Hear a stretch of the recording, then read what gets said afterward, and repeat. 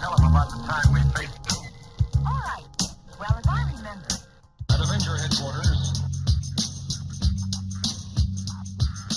Because united, the Avengers are strong. Welcome to the Marvel D&T Evolution podcast with myself, Andy Stead. And I'm Jarian Gibson. And I'm Alex Stroud. Good to be back, guys. Good to be back.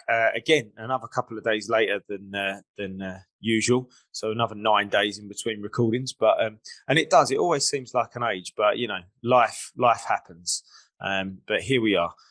How are you two guys? You all right, Jarian? You all right, mate? Yeah, doing well. Just been one of those weeks. Been busy, but doing well. Yeah, aren't we all? Alex, how are you? I'm doing all right. I'm here. You know? Excellent. Good stuff. So, you know, we've not got an episode of anything to talk about this week. We've not got any guests this week. So we're going to have a bit of a bumper news week. I know Jarian's got a few bits we want to get through. There's a couple of important pieces of news. There's a couple of really exciting pieces of news. And there's a couple of, as always, a bit of speculation in there. We're going to go through a couple of bits that we've been doing. I've got a couple of bits that I'd like to show. It's like show and tell on my desk right now. And as you can see, if anybody's watching, I'm in a different setup at the moment. Maybe not necessarily permanently, but we'll see how that goes. But before we go anywhere, we'll talk about our group's quiz on Saturday. That was our Phase 3, excluding Infinity War and Endgame quiz. It was a good sort of 3 or 4 hours of fun, and Jarian didn't win. Nope. No hat trick, no three-peat, but it was a good one. It was fun. Congrats to the Team Barb, who now is the new champion. New champion, yeah. And Alex was on that team. Mm-hmm. Yep. Only thing I can think of is that that meme. The champ is here. The champ is here. No, go on, Joe. I was going to say, you guys absolutely killed the lightning rounds, because I think that's where you got it. And Danielle, man, she was on fire on those lightning rounds. So I was so worried about those, to be honest. Like, it's so hard to think of those things quickly on the spot, you know. So yeah. No, it was really good fun, actually. And I was hosting the quiz for the first time, not being a captain, and hosting was really good fun. I liked sort of skipping between the rooms. So for anybody that's listening or watching and doesn't understand what we're talking about, we do monthly. Well, not quite monthly, quarterly? But we do quarterly. No, probably more than quarterly. Somewhere between monthly and quarterly. Zoom quizzes, so interactive quizzes, all centered around the MCU. This was our sort of 5th quiz that we've done, 4th or 5th quiz, and it was good fun. So if you're listening and you want to get in on that, then drop us a message for our Facebook group, which is Marvel D&T Evolution, and come and join the group and join the quiz. Like I've said before, it's not your average MCU quiz, which most fans will end up getting higher scores at. These are tough quizzes. So come and join the fun. Okay, so we've covered our little quiz that we did. Jarian, let's get stuck into some news, mate. What we got? So let's go with one of the biggest news, because I know there's always the whole thing about the Hulk and what's going on with the rights of Universal and what's going to happen with the Hulk. And some people think the Hulk has been nerfed in the MCU and blah, blah, blah. But coming hot rumor this week is that She-Hulk will set up Planet Hulk. I'm sorry, not Planet Hulk, but World War Hulk, starring Mark Ruffalo in 2022 for production. It will start. So that's an interesting one. So my thoughts here are, we know that in that series of She-Hulk, we're going to have She-Hulk. We're going to have Hulk. Or at least Banner or Hulk, will depend. You know, he might be Joe Fixit by the time that series is over or whatever. We're also got Abomination, but also his son Scar. But we're also going to see if in the Marvels, it's rumored that Amadeus Cho is going to show up, and he's going to also be Brawn. So interesting timing of the news that it's going to be this being set up after She-Hulk. Sorry. It's okay. My son's coming in the room. So interesting that after She-Hulk, this will set this up, and I'm wondering if it's going to be some kind of fallout from She-Hulk that is gonna, cause this World War Hulk. Also, too, are we gonna have proper Illuminati now because of this? Because in the comic books, they're the ones that kind of, got him off planets, got the whole thing started. So I wonder if we're gonna have any ties to that. But honestly, I'm leaning towards more it's gonna be a Hulk versus She-Hulk type of thing, and there's some fallout from that series. Mm. So for anybody that's listening or watching that doesn't really know sort of Planet Hulk, World War Hulk sort of arc, just as a really quick run over, after the Hulk caused just more chaos and more chaos, the Illuminati, who was, just make sure I get this right, guys, Charles Xavier, Black Panther, Reed Richards, Namor, and Iron Man, and Black Bolt. No, Namor wasn't in it, was he? Namor wasn't one of them, was he? Sorry. I thought he was at one time. Maybe he was at one time. Yeah, and, maybe and he Tony was. Stark also. Tony, yeah, I said. Yeah. I said Iron Man. But Okay, yeah, sorry. Tony Yeah, Stark. sorry. Yeah. And Black Bolt were a group called the Illuminati. They were the ones that sent Hulk off into space, or to Sakaar, which is where obviously we saw Hulk go in Ragnarok. And then his ship was a bomb, wasn't it? His ship was rigged to explode, and it blew up. Yep. And it killed his wife, and who was pregnant at the time, and that's what made him really angry. And he came back to Earth and stopped off at the moon and absolutely decimated Black Bolt. One of my favourite, most memorable scenes, I think, with Hulk in it, and then just basically tore the world apart when he got back, and had a massive fight with Sentry. Yeah, did he have a massive fight with Sentry, didn't he?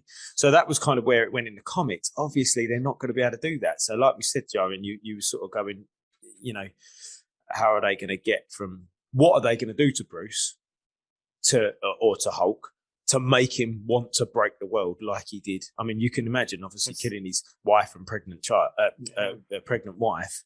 That's going to make him pretty angry. So what's going to make him angry enough to go to those levels in the MCU as we know it? Have you got any thoughts on that, Alex? Come back to me. Let me think about that for a second. I'm not sure what I want to say. While he's thinking, though, they still could tie a death, for him going crazy or getting mad, because Scar is rumored to be in the series. Maybe something happens with She-Hulk and Scar, and maybe in some kind of fight that, she couldn't save Scar, or, she does something to Scar, and that's what sets off Hulk. But this is good news, though. And it does appear that everyone wants to know that the universal rights and this and that kind of stuff, where they stand. But it appears like some stuff I've been looking into, that the universal rights haven't been an issue since 2019. So that's why we're seeing Namor now in Black Panther Wakanda Forever. That's why, we're getting the She-Hulk series. And now, we've seen Abomination pop up again, in Shang-Chi. He's going to be in She-Hulk as well. We're seeing other characters like Braun and Scar. So it does sound like Marvel Studios does have all the things they need to start producing more Hulk stuff now, Hulk-centric stuff now. Mm-hmm.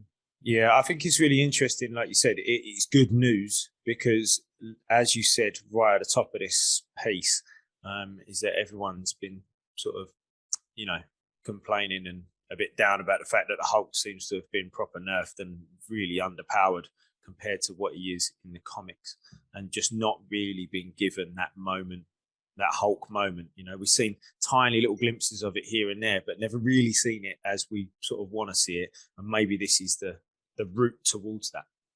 And then, Alex, you got something now? You ready? I was just going to say, you've never really seen, like, the Hulk cut loose, like, in the MCU. Like, we've never seen that. And I know this is kind of like a weird grab, but they could totally do Red Hulk, General Ross. Yep. And totally do that clash of Red Hulk versus Green Hulk. You know what I'm saying? I would love to see that in the MCU. Yeah, I think the closest we've seen so far is Age of Ultron, when when Scarlet Witch puts the spell on him, is the closest we've seen, I think. Yeah. Yeah. I don't think we've seen him.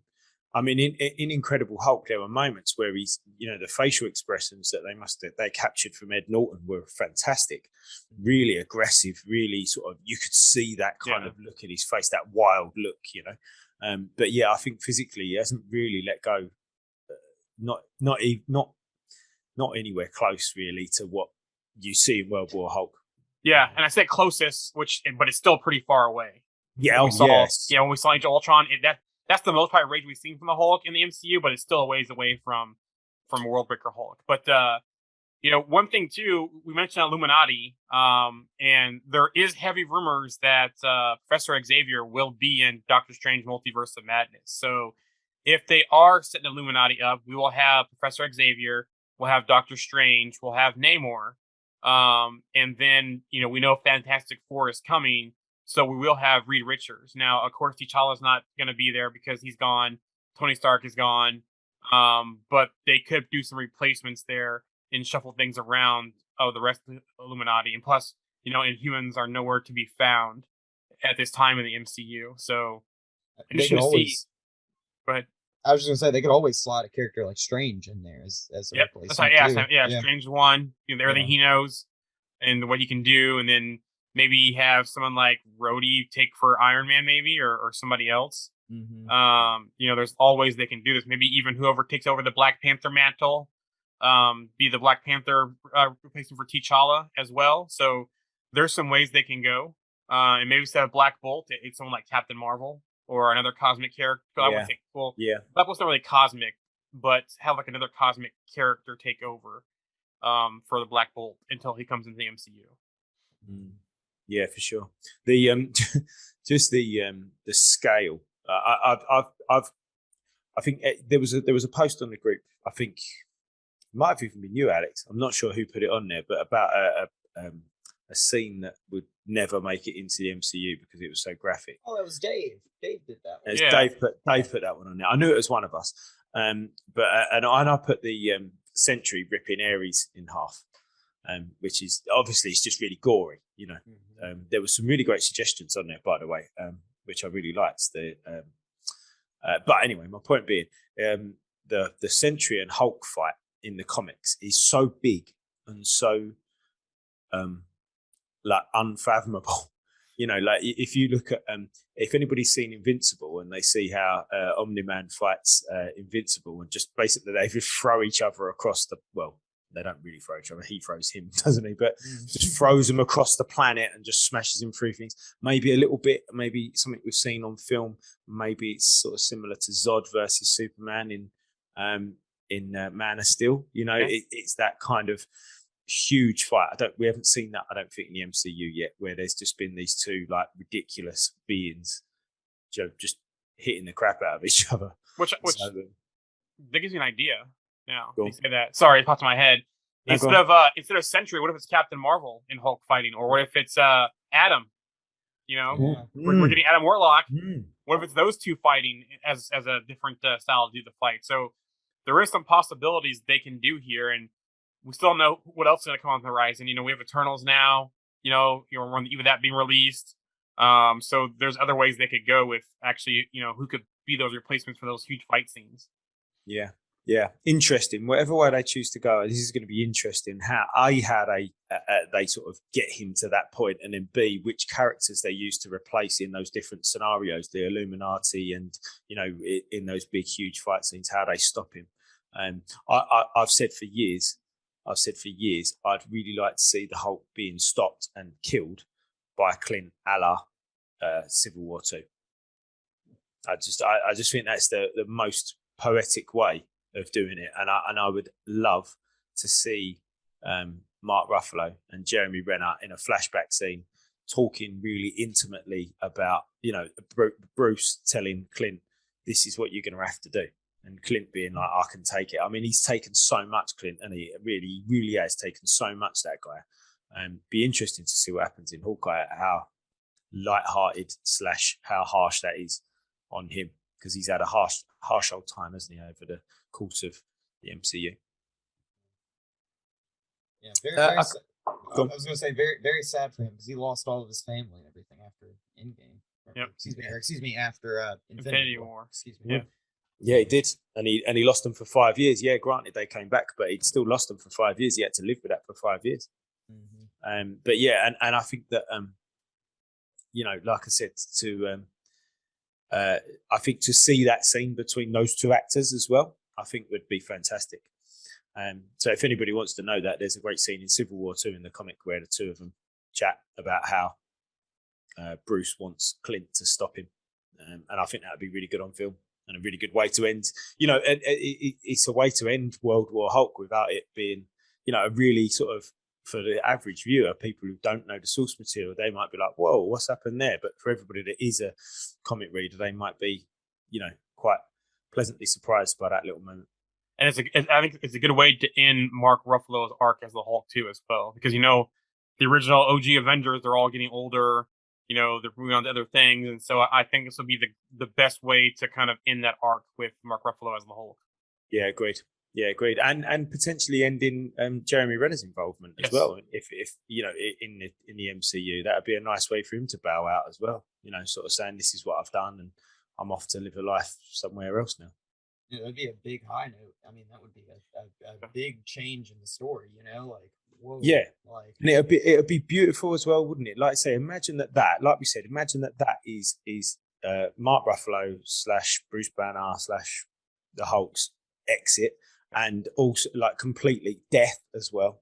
And the way that Jeremy Renner / Clint Barton Hawkeye is off as well. I mean, I think that would be beautiful.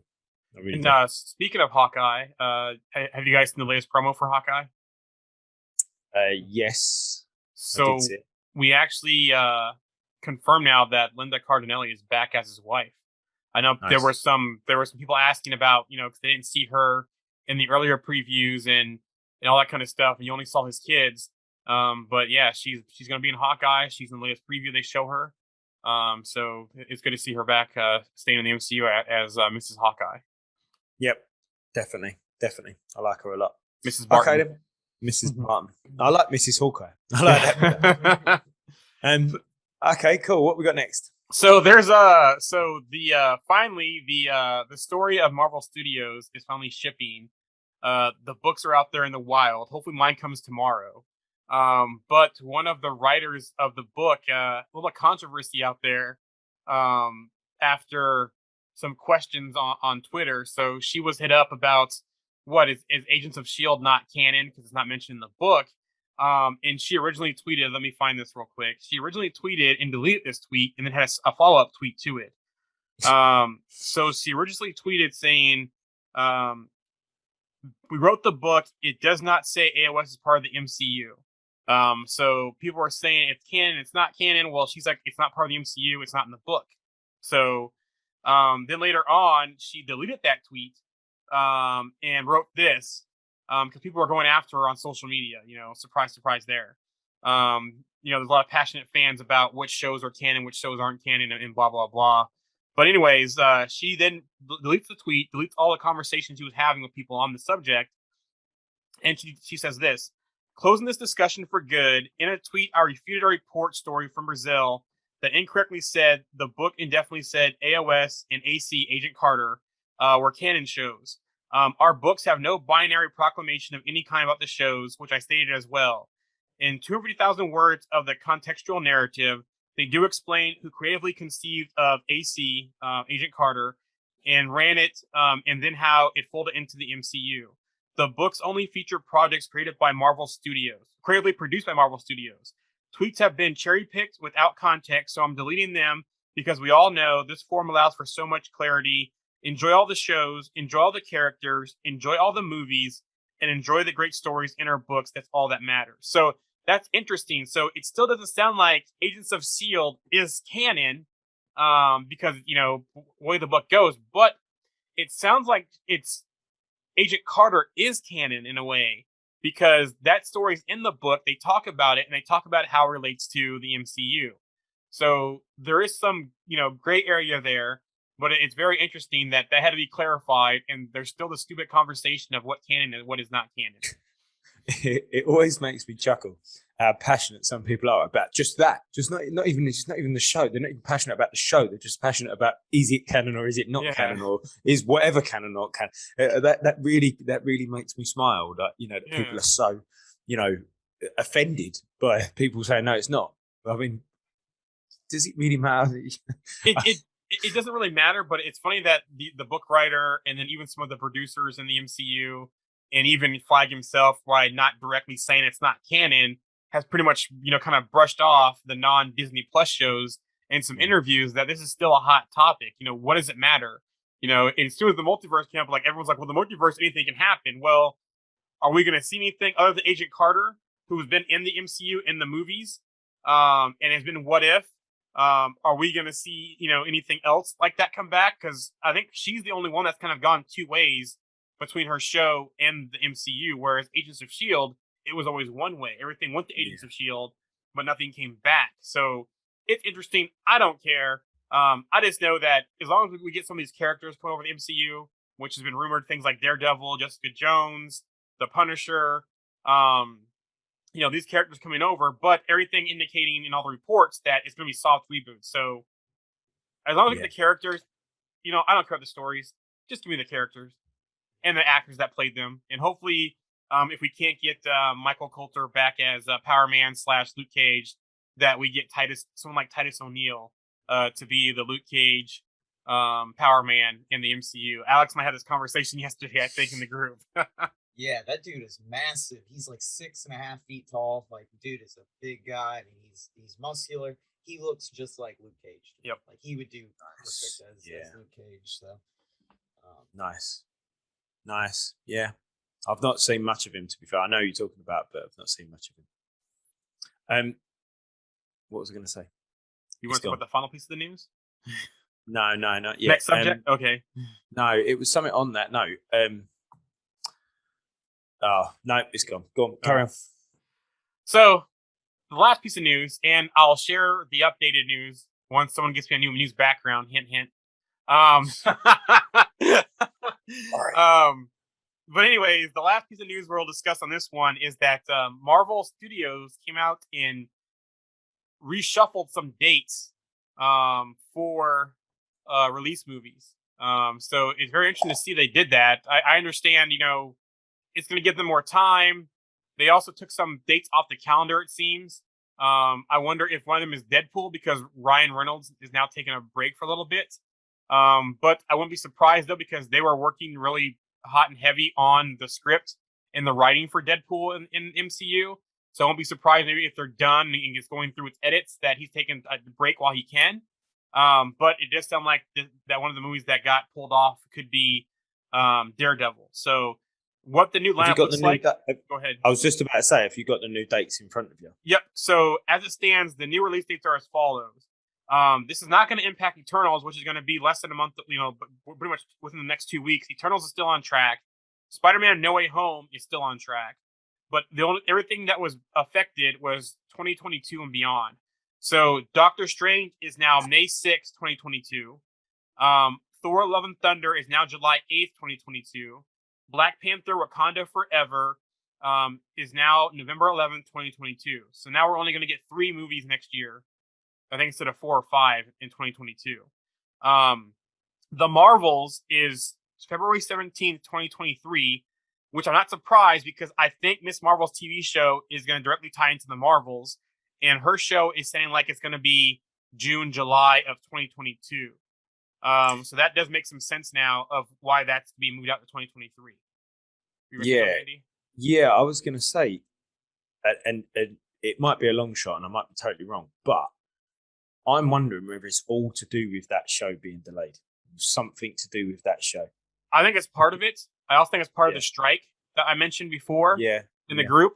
But it sounds like the strike's not going to happen now, and they've come to an agreement. And maybe part of the agreement was, better working hours and better treatment of the workers. And so maybe this helps them with that pressure of trying to get things out so quickly. And so that could be part of it too as well. So good thinking there. So has that then moved back? So we've so the I got more too. Oh, go on, Yeah. So May 5th, 2023 is going to be Guardians of the Galaxy Volume 3. July 28th, 2023 is going to be Ant-Man and the Wasp: Quantumania.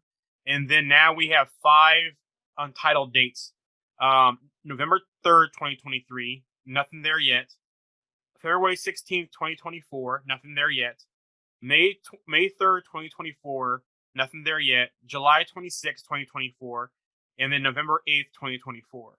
Now, on those dates, I'm a guessing man. Captain America 4 is probably going to be the May or July 2024 date. Is my guess. Yeah, My I'd other go with guess that. would be November 3rd, 2023, or November 8th, 2020. Actually, no, I'll take that back. November 3rd, 2023 is probably going to be Blade. February 16th, or one of the other dates that doesn't do Captain America, we're probably going to be World War Hulk. I'd assume now, since that's going to be in production next year. So that could be February 16th, 2024, or it could be the May or July in 2024 as well. I'm still going to bet heavy that November 8th, 2024 is going to be Fantastic Four, because that's supposed to be the last film of Phase 4. So that's assuming that Phase 4 goes into 2024 and doesn't Correct. finish in 2023. See, Correct. I still think Fantastic Four will be in 2023. I think I think it's still going to take November that last 3rd date. next year. November 3rd, 2023. You think? Yeah, I reckon it's going to take that date. But isn't Blade though a Phase 4 property still? I thought Blade was a Phase 4 property. Yeah, because and I thought that Fantastic Four was as well. So because they took that date out. They've taken a date out, like you said. So maybe they are. Maybe you're wrong. I don't know. I don't know, Maybe but it's good thinking though. Maybe Blade does go into Phase 5, or maybe Blade, or it could be this too. Maybe the Fantastic Four is February 16th, 2024.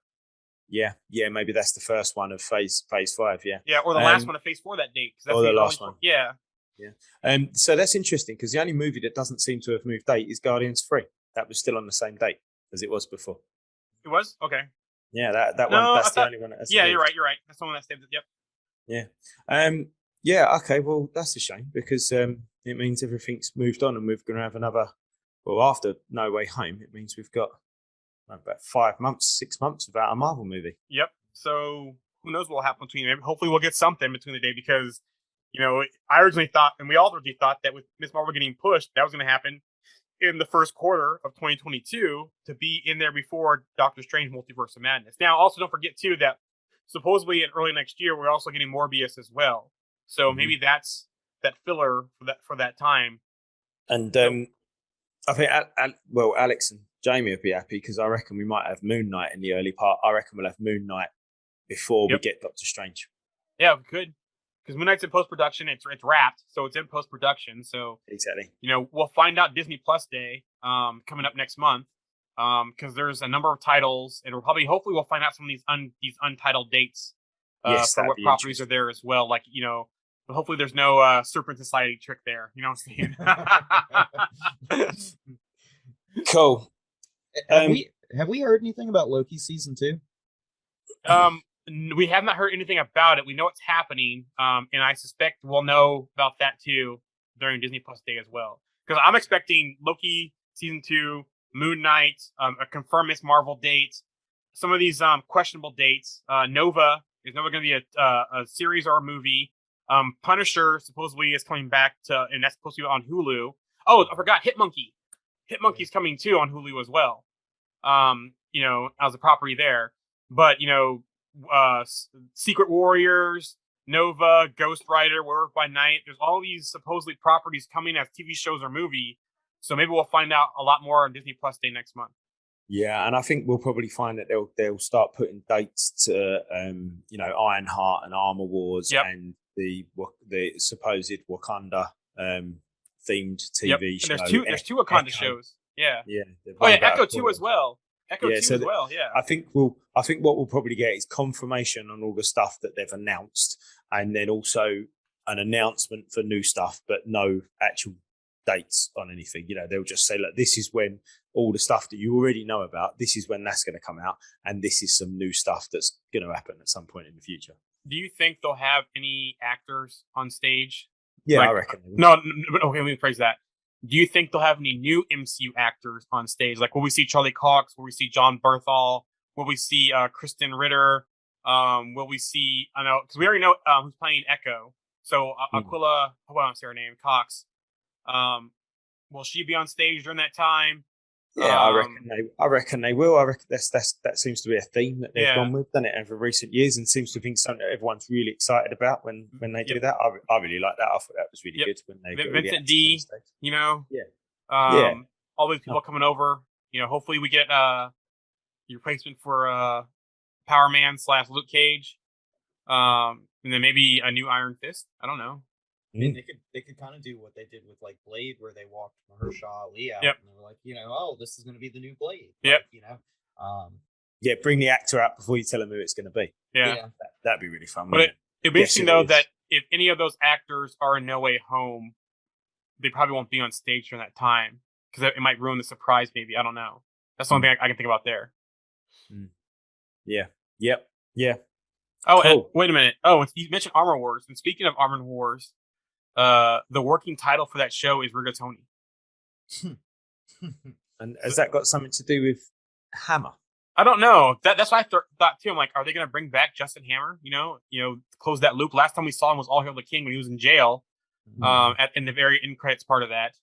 So he has Stark Tech, and he's kind of had that theme in Iron Man 2, where they basically hijacked Rhodey's suit and took War Machine suit. So I would love to see Justin Hammer back, and even I like to see the actor. I'm going to blank on the name. Sam Rockwell. I love to see Sam Rockwell back because I think he nailed the role. Yeah, I love Sam Rockwell. I think he's brilliant. So yeah, I'd like to see more of him. Definitely, 100% like to see more of him. Yeah, no, that'd be. I think we'll get a bit more knowledge about those already announced shows on Disney Plus Day, and a few more sort of nods to future projects. Yeah, because there's what like 10 or 12 companies that we don't know. Yeah. Are there code names that we don't know what they're tied to? So they're LLCs that they create for all these productions. So. And they reckon there's like 31 projects in the books or something. Yep. What did you going to say, Alex? Sorry? Oh, I was just gonna say, and with Armor Wars, in Black Widow, they had that like kind of slide like remark made about Crimson Dynamo. Like, Yep. About like you could always take a character like that, put them in Armor Wars, because there's been like 11 or 12 Crimson Dynamos or something. Like actual people who've been that character that so. Yeah. There's so many like little throwaway comments that that have happened in the MCU that you can sort of pick a character and put him into play. But yeah, that'll be interesting to see what information we get. 12th of November, isn't it? So that's actually not actually that far away, is it? It's 2 weeks tomorrow. Yep, No, and that's wait. the same date that Shang-Chi drops on Disney Plus also. 3 weeks tomorrow. 3 weeks. Sorry. 3 weeks, yeah. Fantastic. Or 3 weeks by the time everyone gets to listen to this, I should imagine. Excellent. Is that wrapping up most of the big pieces of news there, Jarian?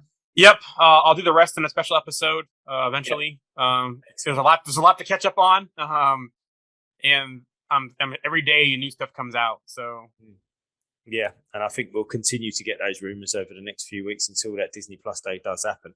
Yep, excellent. Well, something we started a few weeks ago talking about different things that we've been doing within the sort of Marvel world, and I did say that I'd been reading X-Men Schism. I still don't know how you pronounce it, and I've really enjoyed it actually. And it was it's a fairly new story, and it comes off the back of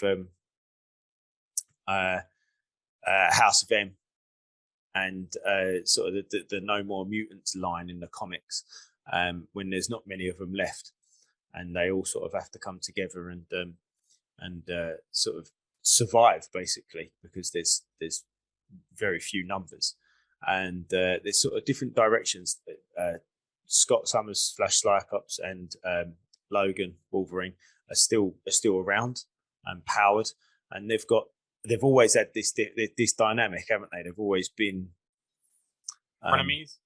Yeah, good word. They've always been frenemies, never really seen eye to eye.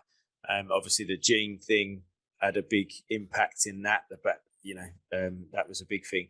But something that was really highlighted in this story, which I really liked, was the contrast. Not the contrast, the mirroring between Scott and Logan, and Charles and Eric, or Magneto.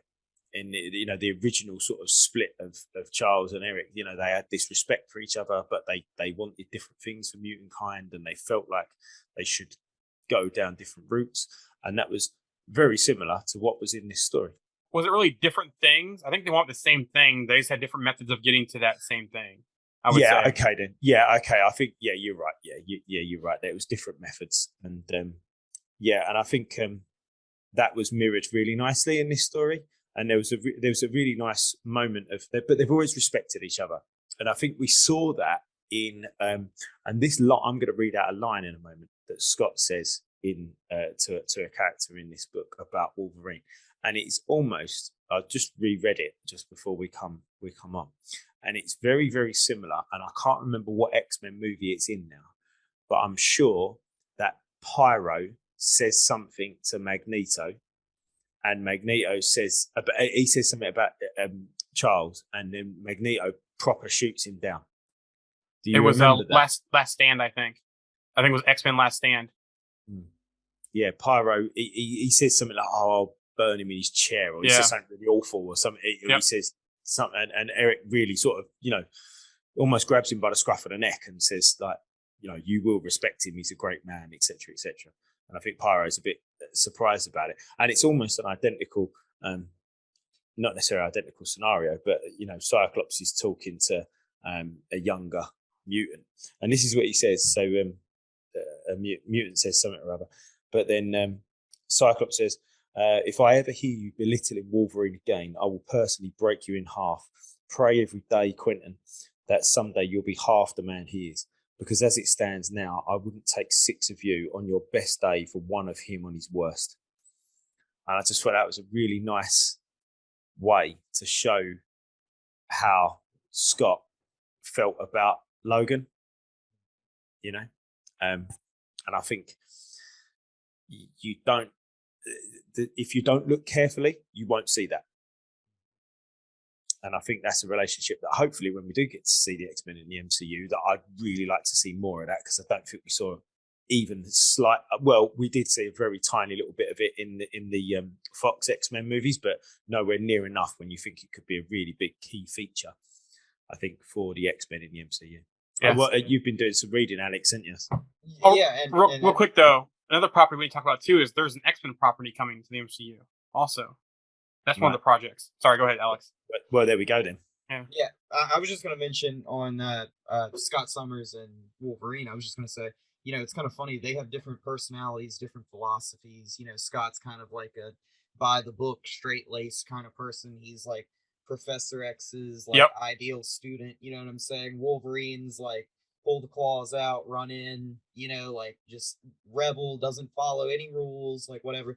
But the interesting thing is they both have very similar goals. So going back to the Magneto and Professor X thing, it's very similar to Magneto and Professor X, like you were saying earlier. Because like even their goals are, they both want to be seen as leaders, but they both want respect. They both want to be identified.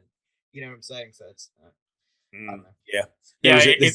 It's like Scott and Scott and Charles are very diplomatic in how they go about stuff and how they approach things, whereas Logan and Eric are very rough, very direct, very YOLO type to what they do. By force, almost. Yes. Like they don't care about the collateral damage. They just want to get their goals done. So there's a great bit at the end of this story as well where Scott says something to Logan like, "Well, do you want my? So what is it, Logan? Do you want my job?" And Logan's like, "I do not want your job." Like, no, yeah. Like, I don't think Logan sees himself as a leader or a teacher, but I think everybody else does. I think he knows himself too well, doesn't he, to sort of think, I can teach anybody. So he kind of just sort of tries to stay away, but he always gets drawn in.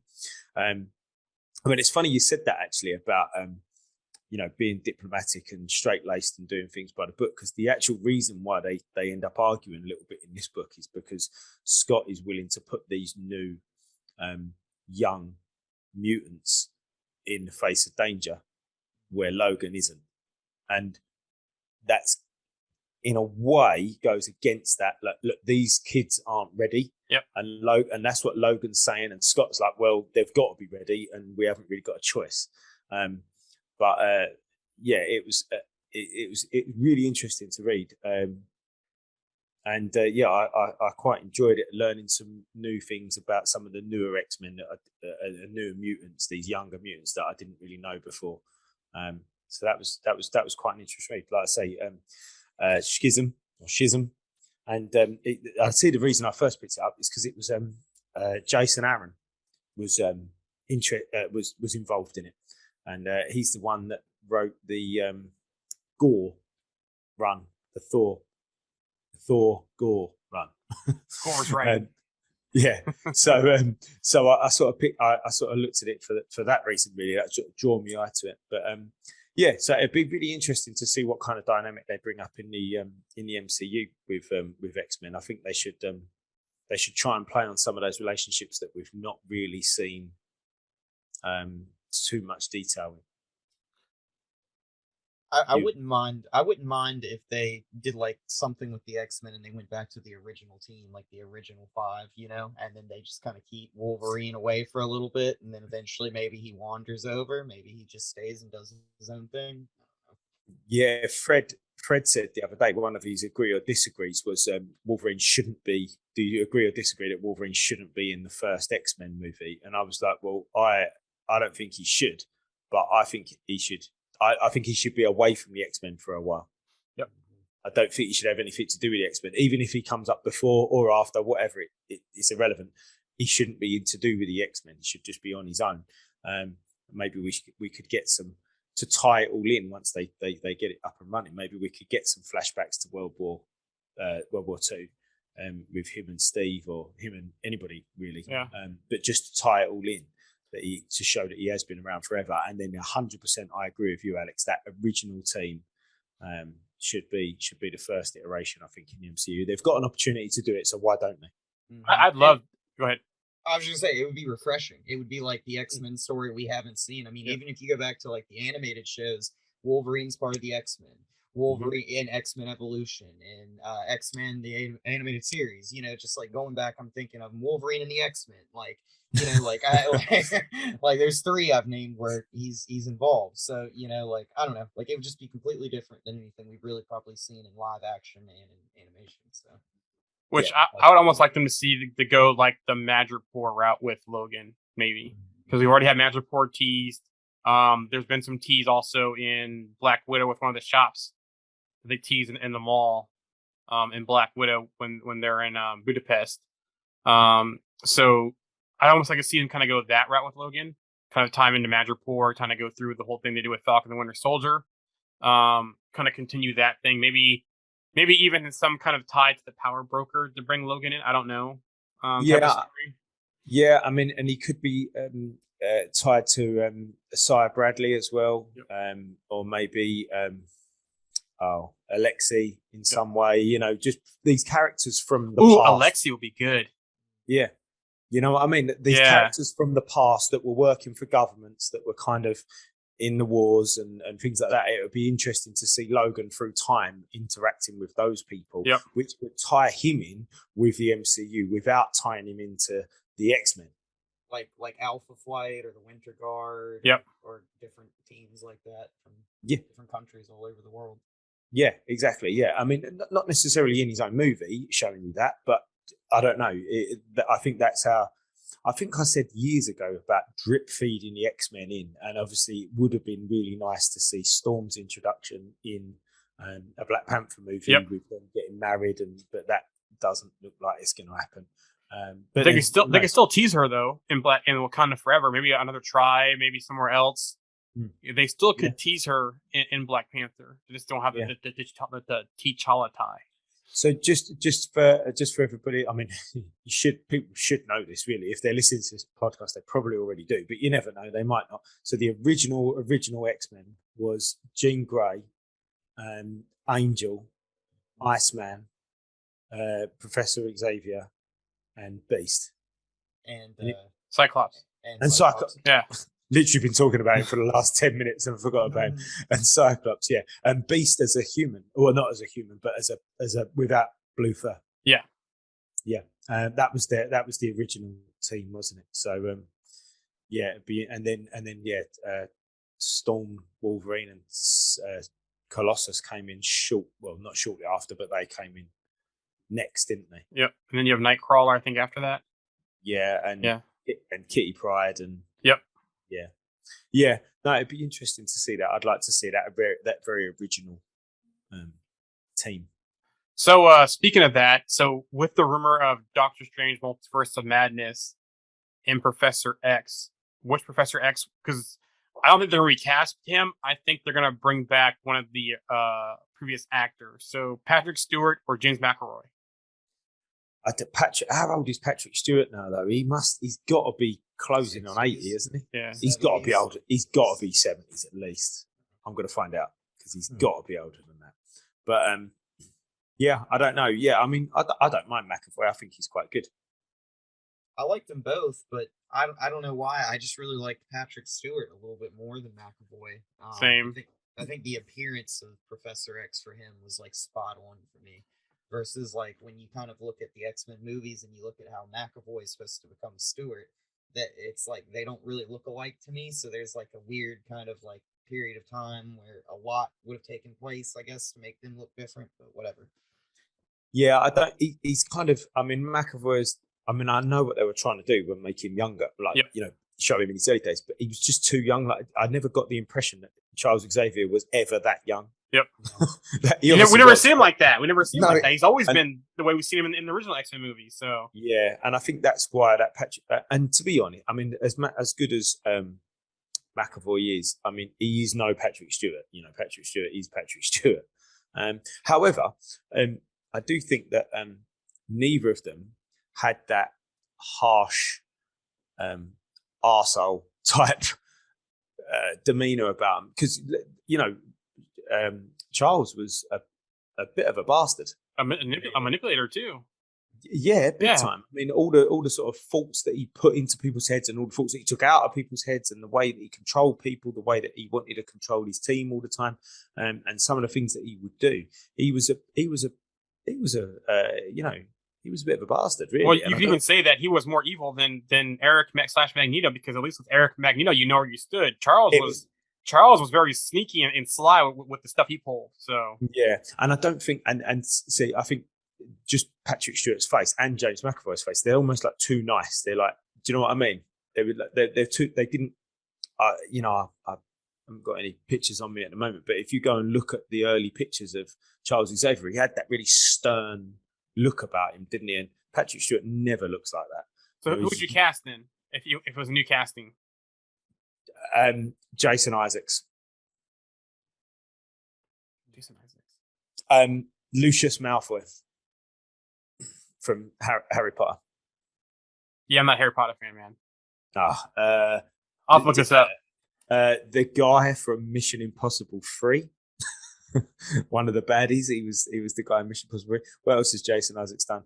I'm looking him up. Oh, okay. I know he is now. Sorry, I didn't get Harry Potter. My wife reads the books, but I never got into Harry Potter. So Jason Isaacs, that's who I'd cast if I was casting. Oh, and by the way, Patrick Stewart is 81. Yeah, he might be a little old.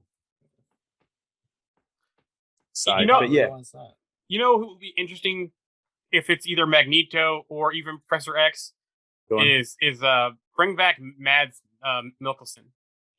Yes, he was in the MC already, but obviously he's not there anymore after Doctor Strange. I like to see him back in some kind of role, and I think he could be because when he played Lecter in that TV series, I think he could be a good Charles Xavier type. I don't see if I picture him bald, but he kind of has that stern face too as well. So he'd be a good one. Mikkelsen could even be Magneto. He could be Doctor Doom.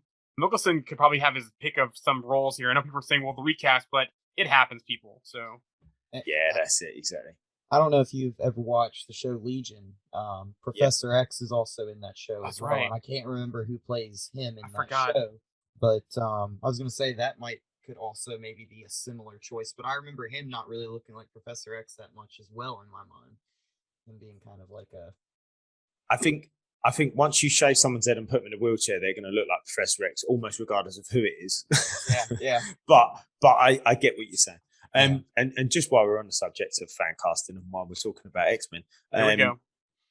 Nicolaj Coster-Waldau, Jamie Lannister as Magneto. I'm telling you, He'd be good. Anyway, moving on from I think casting. I think Magneto casting is going to be a big surprise / shock to everyone. That's all I'm Yeah. gonna say. Oh, okay. Let's move on from fan casting because we could sit here and go all night with a bit of fan casting. Oh, so we're not going to hear about Logan? Oh yeah, all right, fine. Zac Efron all day long, all day long. I tell you, I was talking about this with somebody from work that I was working with the other day, and he just gave me this blank look as if to say the High School Musical bloke, and I'm like, yeah, that's him. Never, but anyway. Zac Efron, man, Neighbors 2, even that awkward moment. The awkward moment is probably one of my favorite moments of Zac Efron in a movie. If you haven't seen that movie, watch it. I won't give it away. But there's one of the scenes in that movie that Zac Efron just kills me in that movie. Yeah, he's a good actor. Yeah. He's a good actor. Didn't he also play Ted Bundy too? Yes, he did. Yeah. Yeah, he did.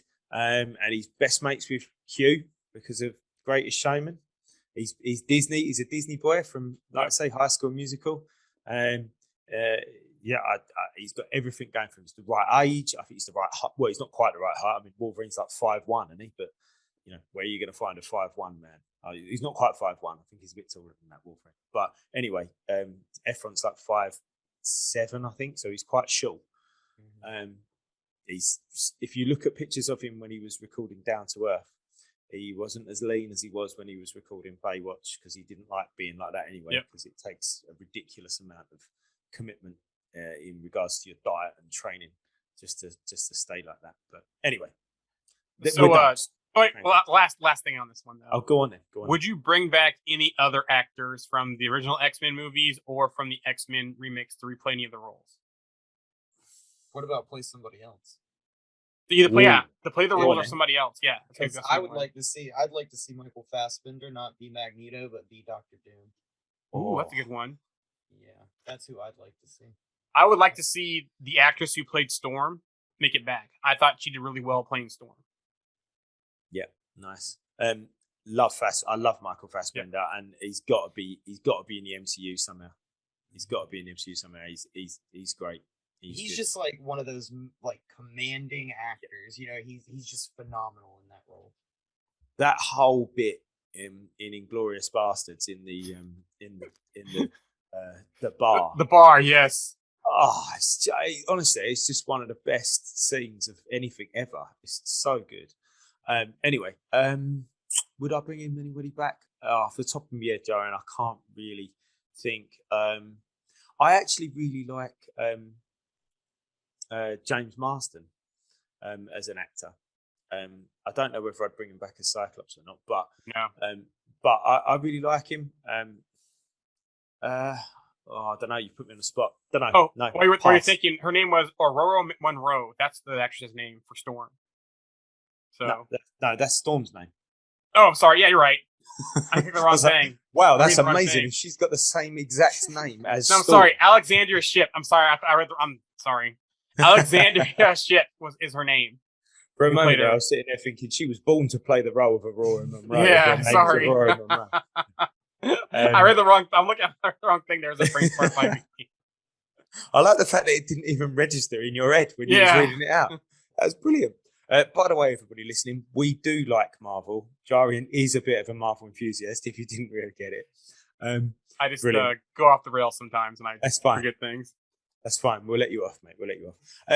Okay, so while we're on stories, has anybody read any other stories or reading anything new in the last couple of weeks? Nothing new that I've read, but I got some books coming. So I did order the Marvel Studios, the making of the books, the story of Marvel Studios books, but I also ordered the encyclopedia that Alex has. Right. And I ordered one more book as well. I forgot what book it was. That book was, I gotta pull it up real quick. You've been reading about the Starjammers and things, haven't you, Alex? Yeah. I was looking at them today because Christopher Summers, Scott Summers' father, is like the leader of the Starjammers at one point. So kind of related to what we were talking about today. Not really directly related, but it also tied to like Vulcans. Also got kind of like a history with like the Shi'ar Empire. and so Vulcan's like Scott's brother, and then you got Havoc, who's also Scott's brother Yep. too. But yeah, so I was just kind of looking at a little bit more about them today and stuff like that. So. Nice. Oh, Nice. it was Marvel Studios the first 10 years that I also have coming. Mhm.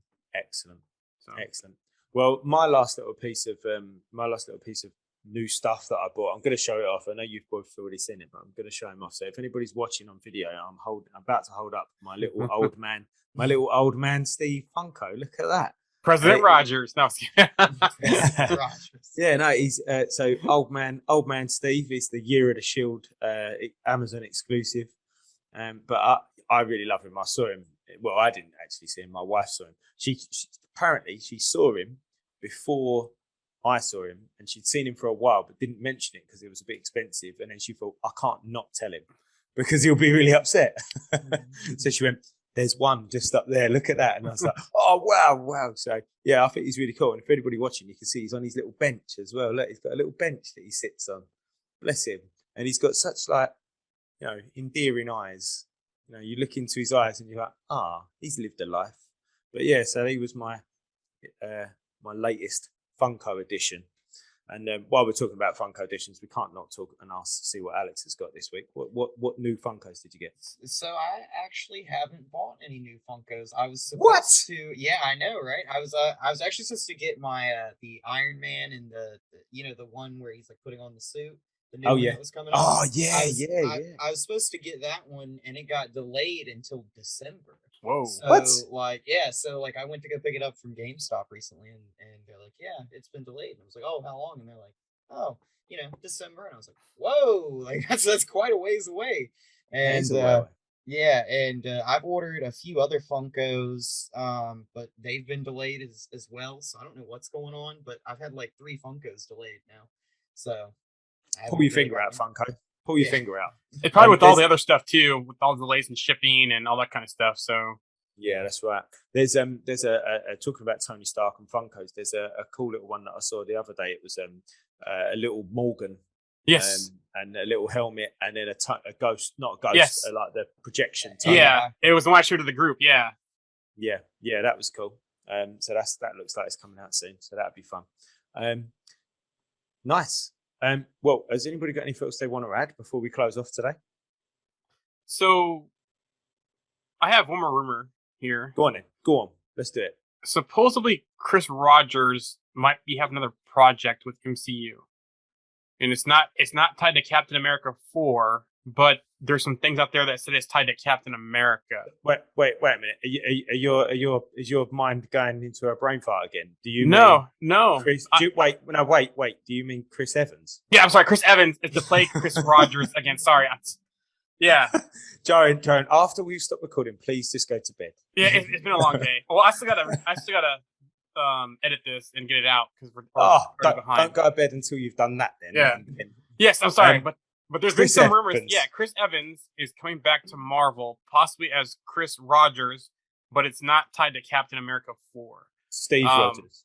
Yes, I'm sorry. Chris Evans is coming back to play Steve Rogers in Captain America, possibly in the MCU, but not tied to Captain America 4. So I wonder if this is a flashback. I wonder if this is Secret Invasion tied, maybe, or if people are going to get the wish of how Steve returned the stones.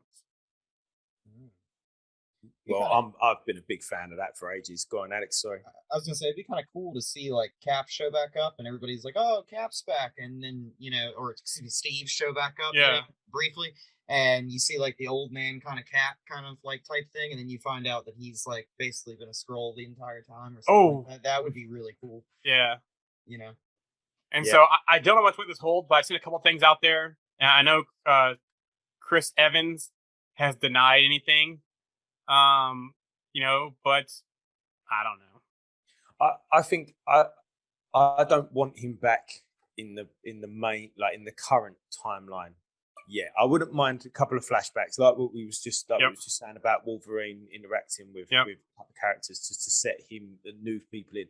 But I wouldn't want Steve Rogers back in the main timeline. Yeah, I do want him back. He's my favorite character. I'd love to have him back, but I don't. we don't need him yet. They need to move aside and let these new guys come in. But what I'd really just like to see somewhere down the line, I'd like to see the Siege storyline, and then with all these new young Avengers really struggling to do whatever they need to do to save Asgard, and then Steve comes back right then, and they bring him back. And I've said it before, and I'll say it again. They've got the perfect vehicle to bring Steve back in the pushing what they showed in Endgame, the pushing time through a person rather than pushing a person through time. Yeah. Steve's not dead. He's still around as an old man. He's not died yet. So we know that Steve Rogers still exists. He's still alive, but he's just old.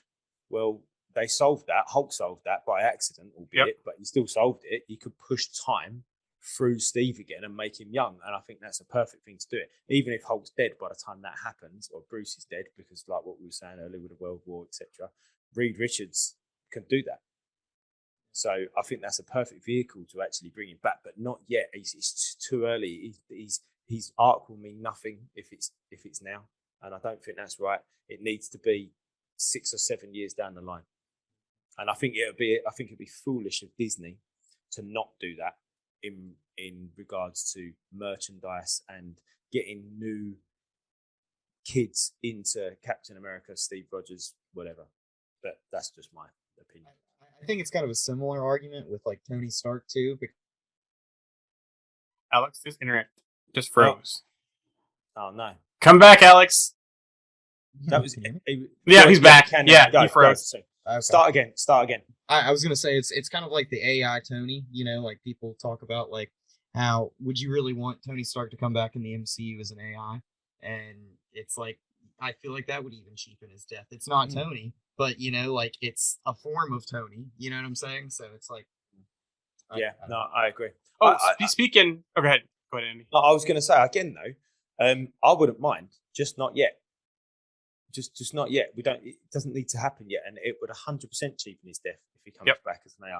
But I think that would make far more sense, because if anybody in the world in the MCU would put their own mind into an AI that could live forever, it would be Tony Stark.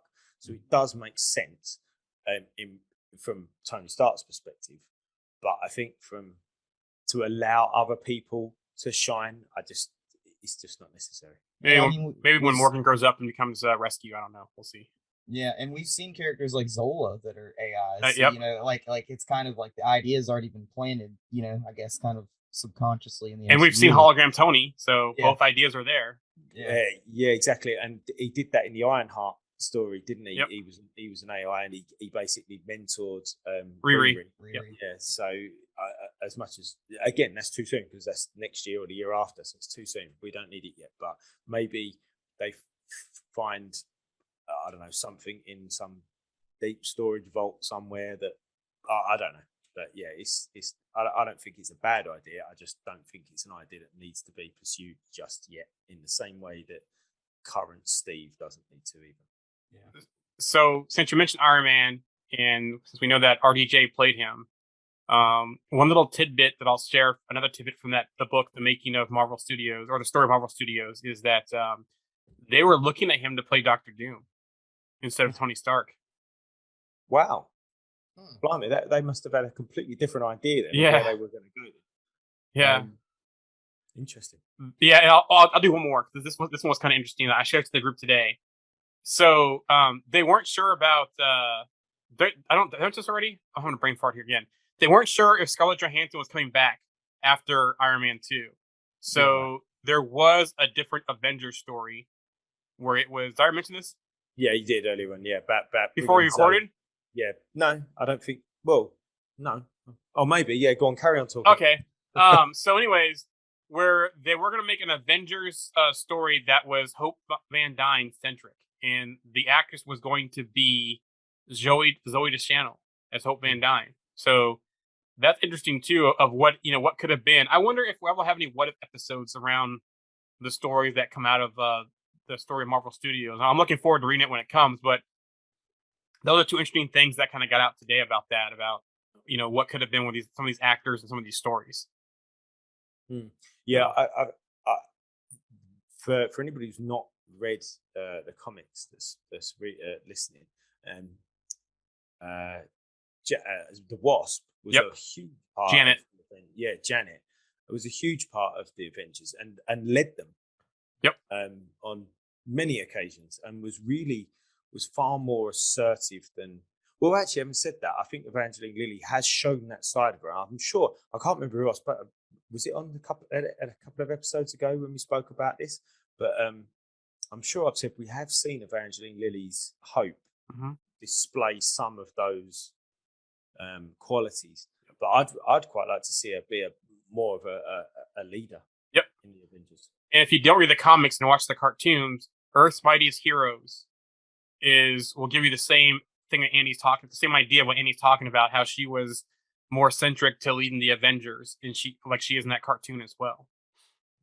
Yeah, definitely. And I think she's. Yeah, I know a lot of people aren't a big fan of Evangeline Lilly. I don't really know why, but I think she's quite good. I think she's quite a good actress, and I think she's got the acting chops to be able to pull off that assertive woman. She's shown it a few times. Like I said, I watched Ant-Man and the Wasp last week, and the whole bit where she goes in to see Sonny, she's very kind of businesswoman-esque. You know, she sort of walks in. This is the deal. This is what it is. This, you know, if you don't like it, then you can do one. And then there's no fighting about it. There's no emotions. It's very much just this is how it is. You know. Which is kind of like the exact opposite of Scott. You know, Yep. he's like kind of a goofball. Yep. Like, you know. Totally. Totally. He just fumbles his way through things, don't he? Which, mentioning that, could you see Zoe Deschanel and Paul Rudd going back and forth comedically, though? If that happened, that'd be interesting. I think it'd be a little too much comedy, but it would be an interesting dynamic to see how they play off each other. I've not seen Zoe Deschanel in anything serious. Has she done anything serious? And I don't mean that condescendingly. I just don't know. Her biggest thing that I know her from is the girl next, or the girl next door, or no, New Girl. New Girl. Yeah, we've watched it all. Yeah. Talking about Funkos, my son's got 2 New Girl Funkos. Actually, he's looking for the other 2, but I've seen all of that, and it's excellent. Love it. It's hilarious. I like everything about it. And she was also in Elf. Yep, she was an elf. But I don't know what else she's been in, and I don't know. I'm looking it up right now. I mean, she was in 500 Days of Summer. She was in Yes Man. She was in The Happening. That was a more serious role with Mark Wahlberg. Bridge of Terabitha, Failure to Launch, Almost Famous. No, yeah, everything's all comedy stuff except for The Happening, pretty much. Right. Okay. Yeah. So So I mean, I don't know if it probably would have been too much comedy. I really like the contrast between Hope and Scott. You know how he's so, like Alex said, he's sort of so bumbling and sort of useless. Really, he doesn't really know what's going on, does he? And Hope's very focused, and you know she's got a plan, and you know I think she's good. But talking about actors and playing serious roles and things like that. If I know there's been a lot of talk about Will Poulter being cast as Adam Warlock. Obviously, he has been cast as Adam Warlock, and people going, "Oh, I've not seen him in anything serious," because obviously done We Are the Millers, and everyone's thinking about him from the memes when he's just a young kid. Well, first of all, look at pictures of him now. Yep. He's a 28-year-old man, and a man who's, you know, in my sort of opinion, looks like he's got the genetics to be able to be a good shape. But also as well, if you've not seen him in these serious roles, go check out Black Mirror or go check out Detroit. Also go look at the Maze Runner movies. Yeah, the Maze Runner. Yeah. Certainly. But obviously, when he was a little bit younger when he done those. Yep. Obviously, those other 2, he was a little bit older. He's sort of closer to. But he was more serious though in the Maze Runner than. That is true. Yeah, that is true. Yeah, but there you go. That's another example of an actor who's generally done comedic stuff or comedic young, whatever, but they're actors. That's what they're trained to do, isn't it? So excellent. But he's looking like he's been getting in Marvel shape already from his recent pictures. So, you know, I mean, a lot of people he compare him to known Chris about this for a Hemsworth coming into the MCU in a way. Yeah, he would have So- known about this for a while. I Yeah. should imagine. You know, we'll find out about it now. He didn't find out about it 3 days ago. He's known known. for ages. Exactly, of course he has. And he's perfect age to get into shape as well. So, and he's 6'2", I think, as well. He's quite tall, so it could be absolutely fine. He's going to be a tremendous Adam. I really do think that. I think he's going to be brilliant. Okay, are we happy? Good, we're happy. I'll stop talking. I'll take the silence, but we're happy. Well done, guys. Good episode. We've got through a lot of nice, varied bits of information there. Hopefully, you guys listening have got some good information. Who said the other day something about this being their one-stop shop for Marvel news? And I really like that. Something I'd like to try and bring to the table. Something we don't talk about as often is new comics. So like new releases in the comics. So I'd like to try and maybe bring that to the table. We talk about, like we have today, stories and historical stories in the comics, but we don't talk about what's newly being released in the comics. It's something that I might like to, bring a little bit of in, and even if it means, maybe, one of us taking the lead on it. But I think that would be a nice little feature for the guys listening. If we can sort of talk about something that's brand new or even being released, even being planned. But good. It's another good episode, guys. A pleasure to see you as always. Thank you for listening. Thank you for watching. Get on our Facebook group, which is Marvel DNC Evolution. And like and subscribe and leave us a review and share amongst your friends. Thanks very much. And we'll see you again. Take care. Why don't you tell them about the time we faced